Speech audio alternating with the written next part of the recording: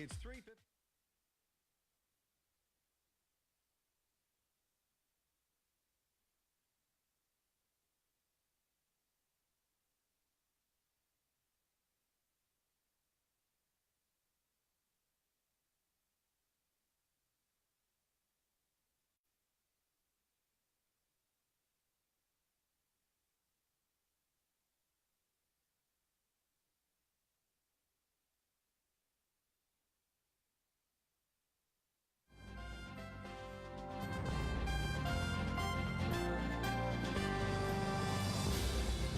ICRT FM 100, Taipei, Taichung, and Kaohsiung.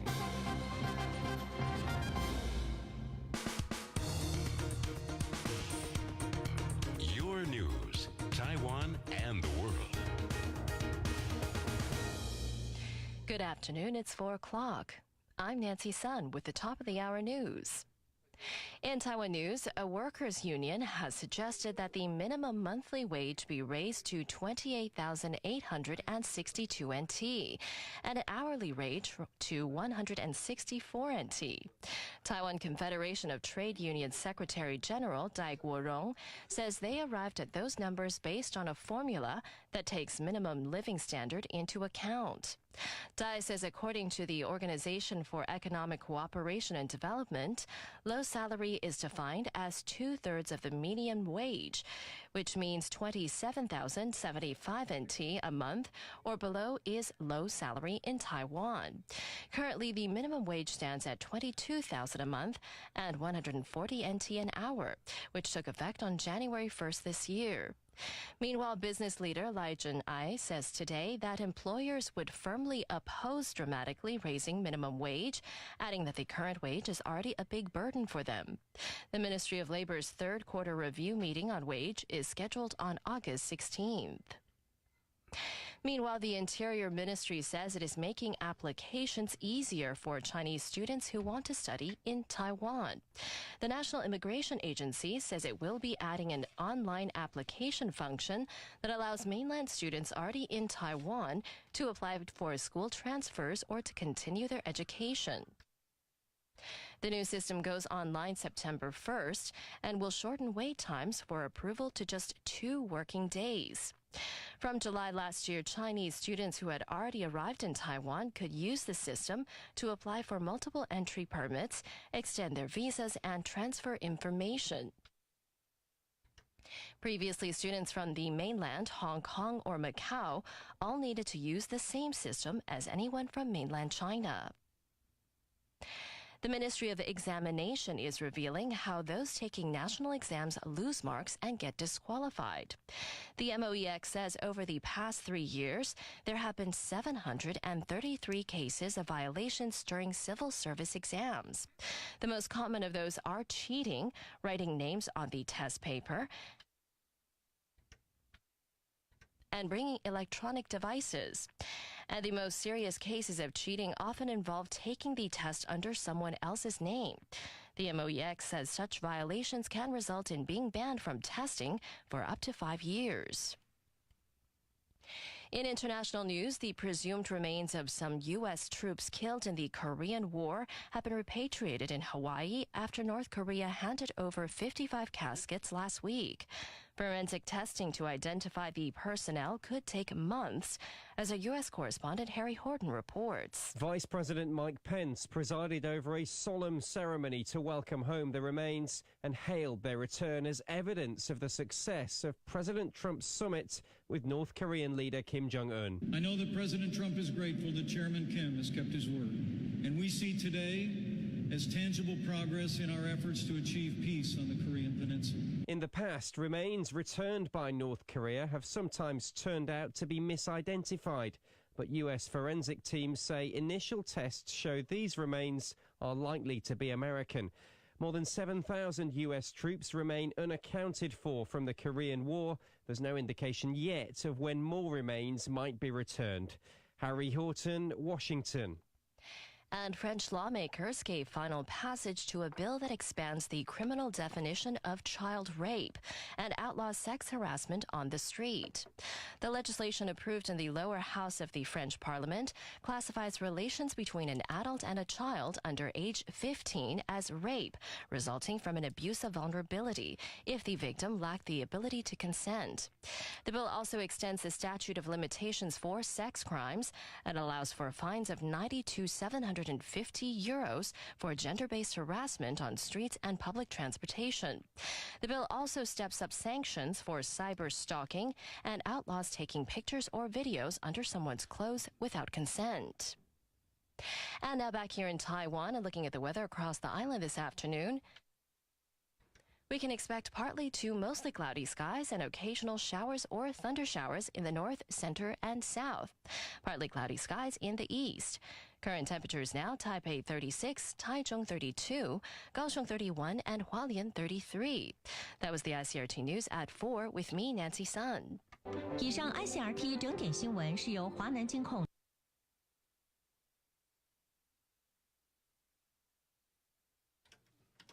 Hi!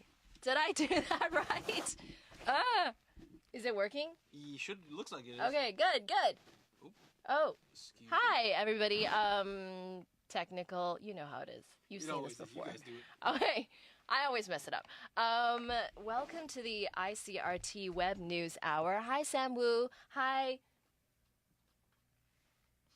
Dai Bo Yi. I think it's really far away, and my Chinese is terrible. I'm sorry.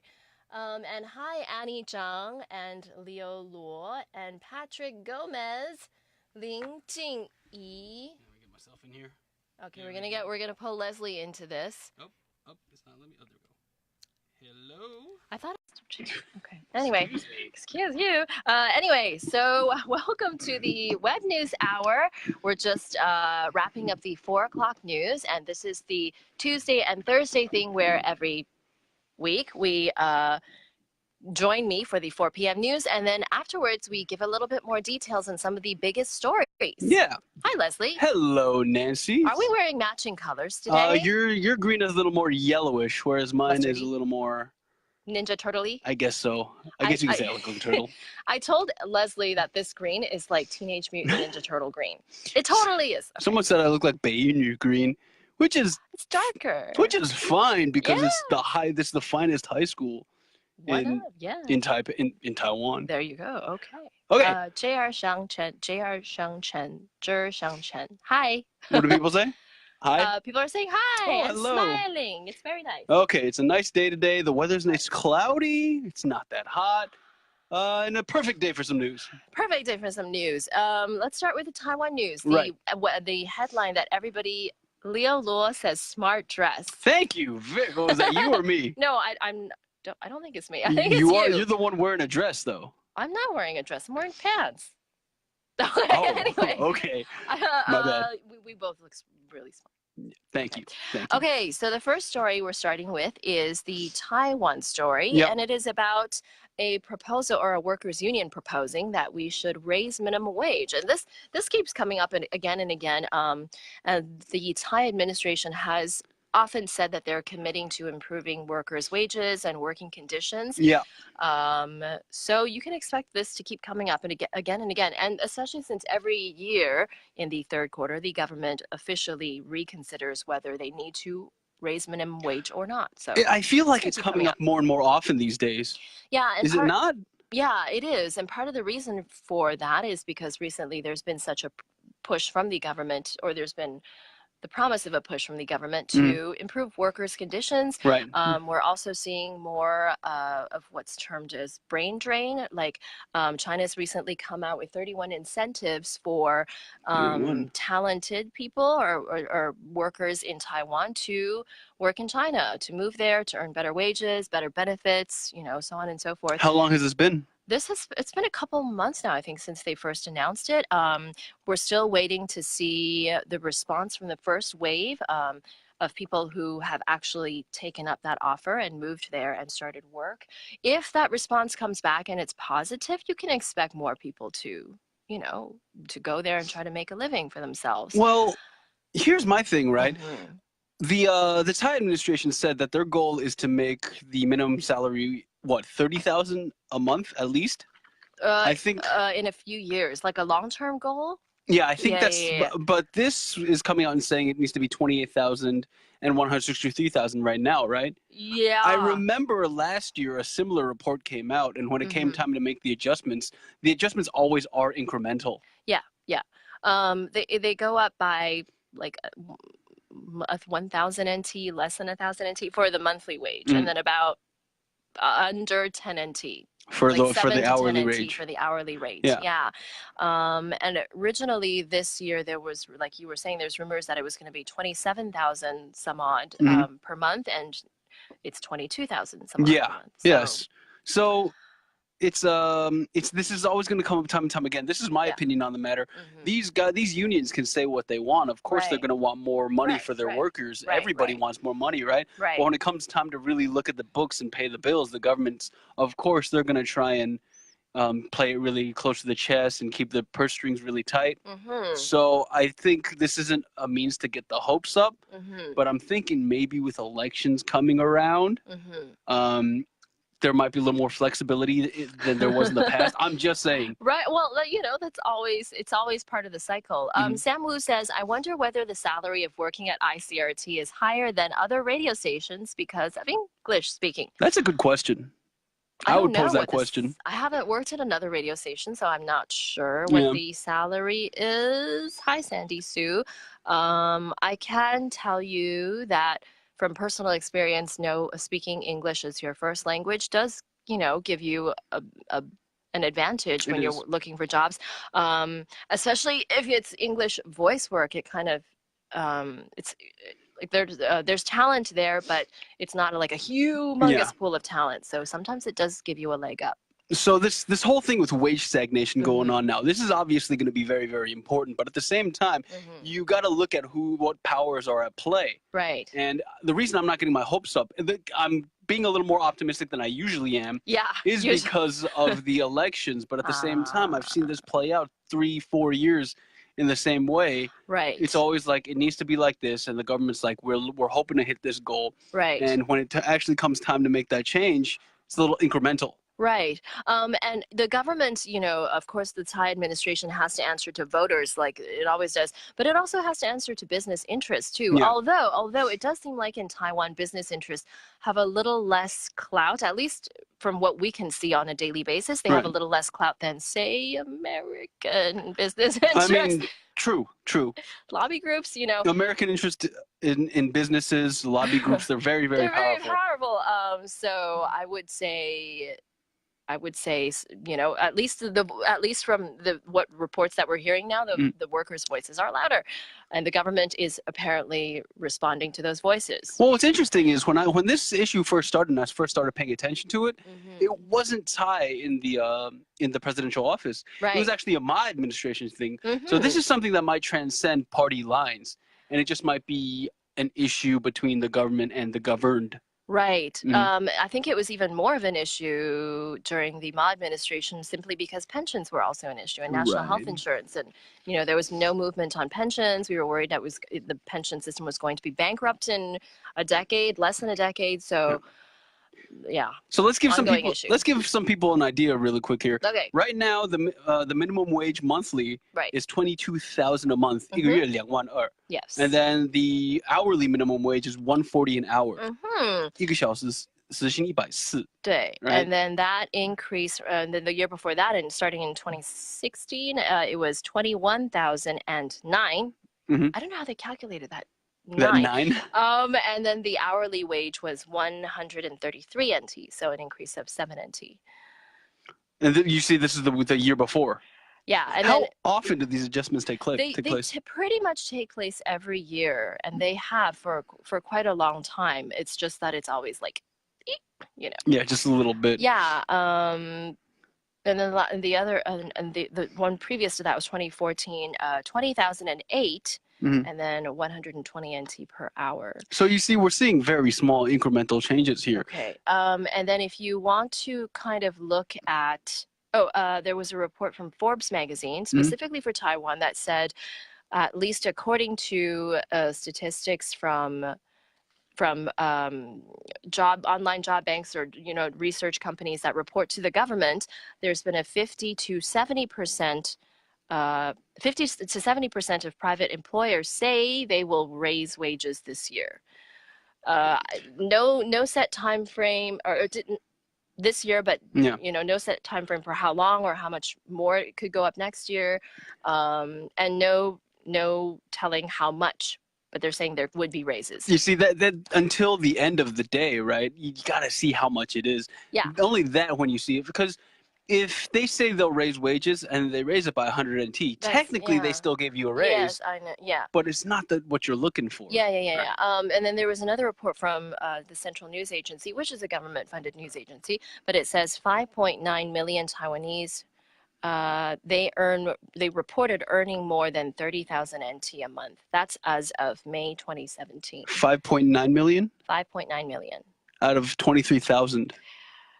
I mean, 23 million, sorry, not 23,000. Right. I was like, 23,000. Sorry. Yeah. So, but you're talking about the whole population. Right. I'm not talking about the workforce. Population. Yeah. And depends on what sector you work in. That is anyway, it's a general statistic. Okay. Sorry. And just for interest, and you have to also realize that like the actual number, the actual amount of money that we get reported on, that is different from real wage. Do you want to turn up the air conditioner? That's different from real wage, which is like how much whatever you get can buy you in the country that you live in. Okay? Yeah. So that's taken into consideration. But just for interest, the highest minimum wage hourly minimum wage in the world is in Australia. Really? Where you get $9.54 US per hour. That's not bad. Okay, and then that's compared with Taiwan's 140 NT, which is about 4.56 US dollars. But wait, you're saying this is a real wage, right? No. This is just the number. Okay. So obviously, there's going to be difference. Because things in Australia are so much more expensive. Yeah, it costs way more. And then a lot of the countries in the top 10 are European countries, and even though they are much higher, cost of living is also much higher. So just take it with a grain of salt. Sandy Sue says hello. Zen Chen, hi. Wayne Wang, hi. Thumbs up. And then Chen Wei Jing is laughing at us. I know. Maybe it's okay. Anyway, let's so minimum wage review, guys. I think everybody's interested in this. Yes. Everybody not earning minimum wage. Yeah. Okay, let's move on to international news, and this is a developing story that we talked about on Tuesday. Yes, it is. So you want to cover it, Nancy? Okay. Yes. French lawmakers passed a law that said that having sexual relations, I sound like Bill Clinton, having sexual relations with a person under the age of 15 is classified as rape if they did not consent. And that's a big deal. And that's a big deal because in France, it used to be that the law was that there was no minimum wage for consent. Okay. So anybody, I think the court one time ruled that a child under the age of 5 cannot legally consent to sexual relations. What? I know. But like in the law books in France, there's no legal age for consent. Okay. So now they're saying anyone who's under 15 who is coerced or in some way could not consent or did not consent, that is rape. And this is important because there were 2 cases recently in France. I haven't even gotten to the thing we talked about on Tuesday. There were 2 cases in France earlier this year where men in their one man was 30, one man was 28. They both had separate cases, but in both cases they had sex with 11-year-old and 11-year-old girl, 2 different 11-year-old girls. Whoa, that's not okay. So squicky. Anyway. And then, so in their cases, they were prosecuted, but the action was prosecuted as sexual abuse of a minor, which highest penalty is 5 years in prison and 75,000 euros. 5 years in prison. 5 years in prison for sexually abusing a minor. And then wait, let's clarify. You think that's not enough? I'm just saying you didn't make it clearly stated. I just want. Because that's ambiguous. Would anybody say, oh, yeah, that's way plenty? Come on. And for comparison, if it was actually a rape charge, it would be up to 20 years in prison. Okay. So, Xin Yu Zhang says, hello from Vancouver. Hi. That's your home. That's your my turf. home country. Okay. Anyway, so the law now stipulates, starting in September, the law will stipulate that someone who's under 15 and did not consent or was coerced, that is rape. That that will be prosecuted as rape. The bill also extends the statute of limitations for crimes or for sex crimes from, it used to be that after whenever it happened, if it happened before you were 18, after you turn 18, you have 20 years to take this to the police, take this to the court, whatever you want to do with it. If after 20 years there's no action, then it expires and you cannot. And they extended that to 30 years. And then this is the issue that we talked about on Tuesday. It also allows for on-the-spot fines for gender-based harassment on the street or in public transport. So if you, okay, let me give you the wording for this. If there are sexual or sexist comments and behavior that is degrading, humiliating, intimidating, hostile, or offensive, you could be fined 90 to 750 euros. 90 euros is for a first offense, and also depending on how serious it is. Okay. And that was an issue because on Tuesday we talked about this woman who was basically harassed and then attacked by the man who harassed her because she stood up to him. Yeah. And now that man still has not been prosecuted. We don't. Do we know, has he been found? We don't know if he's been found or not. And I'm assuming they're trying to figure out if he did something illegal, if she wants to press charges. But because this happened at the time before this law came into effect, you know, I don't think he's viable for that fine. Mm-hmm. Although that's also not enough. Okay, anyway. Ray Huang says to Leo, whoa, okay, I missed somebody's comment. Sorry. Leo Luo says, even raised to 28K, it's still hard to make a living, especially you need to raise a kid up. Oh, I so relate to you. That's why the birth rate could be higher than the death rate. That's true. I so relate to you. That's true. And then Ray Huang says to Leo, that's true, but I think the core issue is that why some jobs only can get the minimum wage do they deserve? So do they deserve more than minimum wage? Okay, so that is definitely an issue too. Well, you know, I think not a lot of people they won't pay you more than they have to. Like companies, I think. Yeah. And you have to have that lowest level where it's like, okay, I have to pay you this much. You have to start from somewhere. Yeah. And it's not, I don't think every country in the world has minimum wage. Yeah. So you have to have a bottom, I suppose. Right. And back to the France story. Right. It also steps up penalties for cyber stalking and for upskirting, taking a photo under somebody's clothing. Was this a law already in the works? And then, like, what happened on Tuesday, because it happened, this law was just like, okay, we can make it now. Yeah. This was something that was being discussed, I think, years ago, at least 1 or 2 years ago, and then it kind of sped up after President Emmanuel Macron came into office, and then it sped up even more after these cases with the 11-year-old girls, and then after the incident on Tuesday. Just checking. There you go. All right. Justice, hopefully, in some way.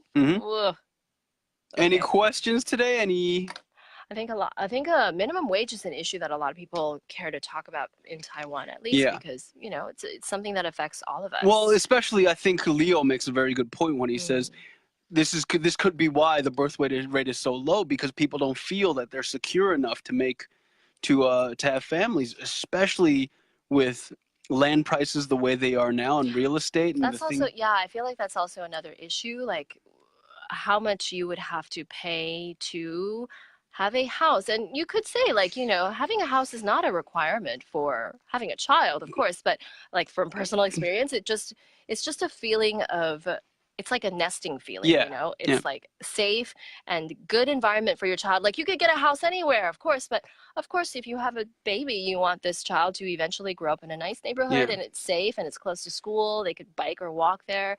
Oh, this is a long list. I could talk about this for a long time. Oh, Sam Wu says, how about the weather? Yeah, how about that weather? Stop talking about babies. Weather, we kind of are seeing, at least parts of the island, we're seeing a little bit of a cool down today, and we were expecting it. It's welcome. Yeah, it's welcome. Yeah. We were expecting it because we know that there's incoming precipitation, at least for central and southern Taiwan.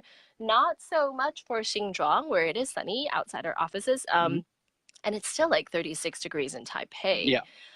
But at least it was cooler this morning. Yeah, and we expect that going into the weekend as well. Let's wrap this up really quickly. All right. Yeah, so let us know your opinions about why is my phone out of Leslie, focus. you all like, are you putting a filter? Are you trying to beautify your skin? By blurring myself out? That's what happens when you do the... Okay, so the film's the phone's telling me to wrap it up. Okay. All right, so We're minimum fading out. wage. Hopefully, we'll keep you guys up to date on that because that's something a lot of people want to talk about. Yes. And this developing story in France. Let us know actually if there are any news stories you would like us to talk about. Yes, absolutely. So we know what interests you guys, and we can give you Nancy's point of view and my 2 cents. There you But go. that was Web News for August 2nd, Thursday. Thank you for joining us, guys. Join us Thanks. next Tuesday. Nancy, are you here Tuesday? I am here on Tuesday. Okay, and so I I'm- feel like somebody's going to turn out the lights on us or something. No, we're right here. Okay. All right, thank you, everybody. Bye. Bye-bye.